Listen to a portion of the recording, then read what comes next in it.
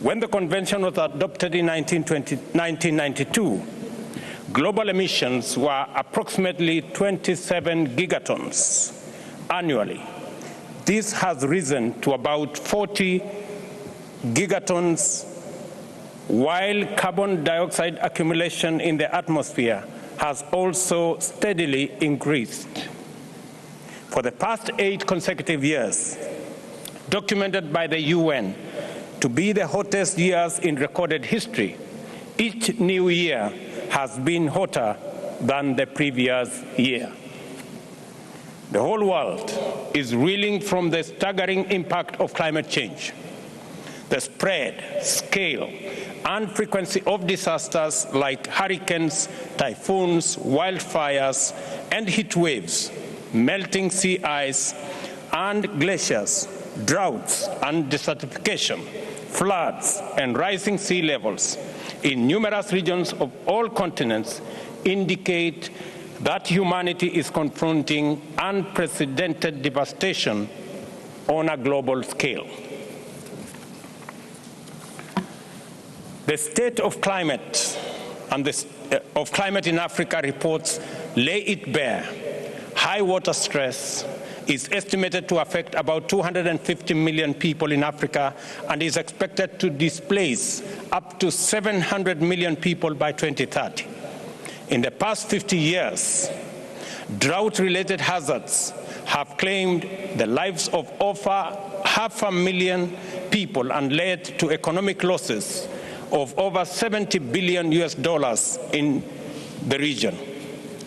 More than 1,000 flood-related disasters were reported involving more than 20,000 deaths in Africa alone over this period.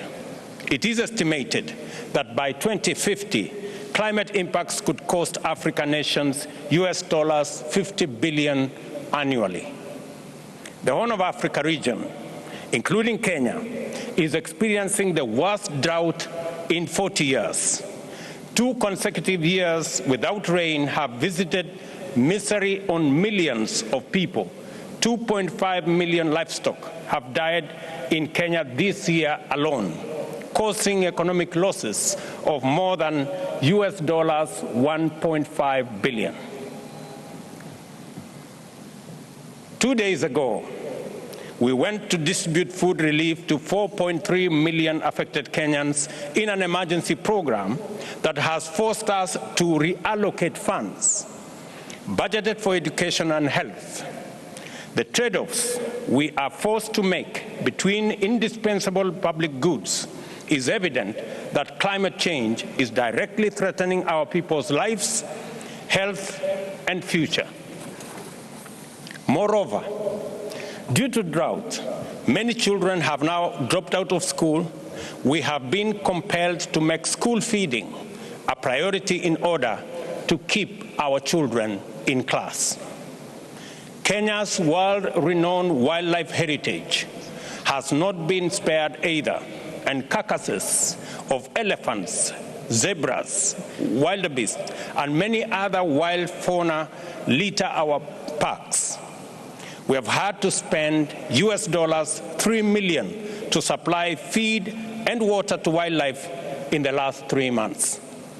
Again, this backdrop, the lengthy discussions at COPs with its stalling, delaying tactics and procrastination that have hampered implementation and delivery is simply cruel and unjust. We cannot afford to spend more time skirting around the real issues, and we must break out of the open-ended, process-focused discussions we are trapped in. Further delay will make us busy spectators as calamity wipes out lives and livelihoods. As we speak, Mr. Chairman, the pledge made 13 years ago in Copenhagen, committing $100 billion annually, remains unfulfilled.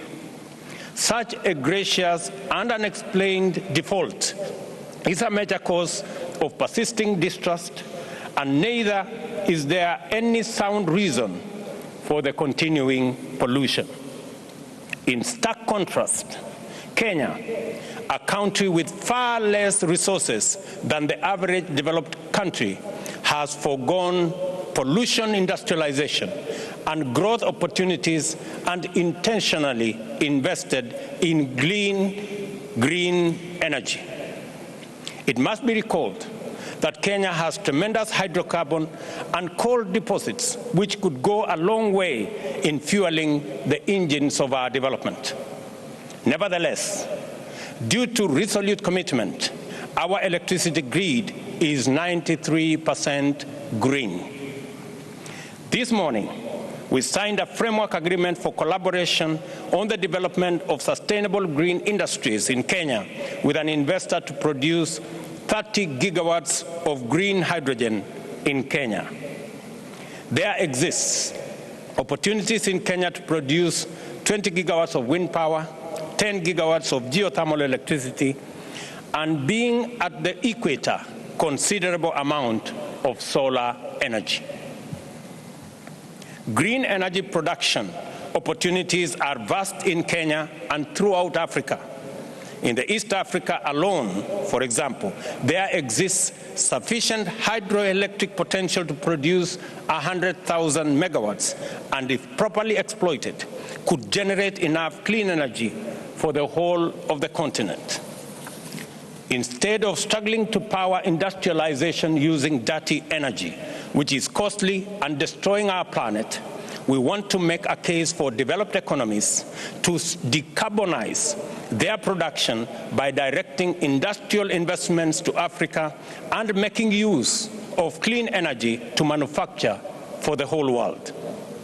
COP26 established the Glasgow Dialogue to formulate funding arrangements for measures to prevent, mitigate, and remedy loss and damage associated with adverse effects of climate change. Loss and damage is not an abstract topic of endless dialogue. It is our daily experience and the living nightmare of millions of Kenyans and hundreds of millions of Africans. A phenomenon of rising water levels in Rift Valley lakes was experienced in Kenya in 2020 and generated humanitarian crisis of unprecedented levels. Approximately 75,000 households were displaced in 13 counties, with a total population of 379,000 requiring urgent humanitarian assistance. The affected communities endured disruption for their livelihoods, losing homes, grazing lands, and farming fields, while social amenities like schools, health facilities, markets, fish landings, and processing facilities, once thriving hotels, curio shops, resorts, and lodges, electricity lines, and water supply and sanitation units were swallowed by water bodies. Loss and damage must therefore be addressed with a level of seriousness which demonstrates fairness, urgency, and consideration. Africa contributes less than 3% of the pollution responsible for climate change, but is most severely impacted by the ensuing crisis. Africa, and it is therefore only fair and proper that this conference takes necessary measures to recognize Africa's special needs and circumstances under the Paris Agreement, in line with the Convention and relevant decisions adopted by previous COPs. Beyond the overdue, legitimate, and priority concerns of resilience, mitigation, loss, and damage, Africa offers unique potential to play an indispensable positive role in the planet's climate change future. Africa's vast tracts of land, deep treasures of diverse natural resources, tremendous untapped renewable energy potential, and a youthful, dynamic, and skilled workforce constitute the continent's irresistible credentials. Properly deployed, these assets could be crucial in driving global mitigation efforts while creating new economic opportunities in the continent. I am convinced of the need to to more comprehensively showcase the opportunities that abound in Africa, such as green energy, smart agriculture, decarbonized manufacturing, e-mobility, and green building, all aimed at the attainment of zero carbon by 2050. As the coordinator of the Committee of African Heads of State and Governments on Climate Change, I therefore plan to convene a continental summit focusing on climate action next year. Accordingly, you are all invited to take part in Africa's march to sustainable economic transformation and green growth. Kenya's next significant export will be carbon credits. This is why we call for simplified, more transparent carbon market systems that directly benefit communities and not just intermediaries. Back home, I just launched an ambitious project to increase the national tree cover from the current 12% to 30% in 10 years. We intend to accomplish this by first growing 15 billion trees on approximately 10.6 million hectares of land throughout the country at an estimated cost of US $500 million. In conclusion, Excellencies, ladies and gentlemen, in the face of impending catastrophe, whose warning signs are already unbearably disastrous, weak action is unwise. No action is dangerous. At this point, in the progression of this calamity, we have few choices and little time. Our discourse must focus on delivery, and our conversation must be centered on our commitments and implementation. I call on every delegate here today to rise to the challenge of this moment, to make difficult but necessary decisions and seize transformative opportunity from the grasp of climate disaster. This means honoring spending commitments for mitigation and adaptation and mobilizing increased financial flows to those affected, especially in Africa. By keeping our promises and being bound by our word, we will demonstrate to people across the globe that their leaders are their honest agents and true guarantors.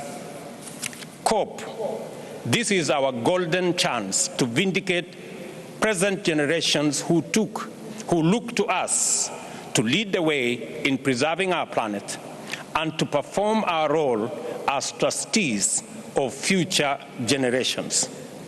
The way things are, we might never have a more opportune time, and there might never be a better chance. I thank you.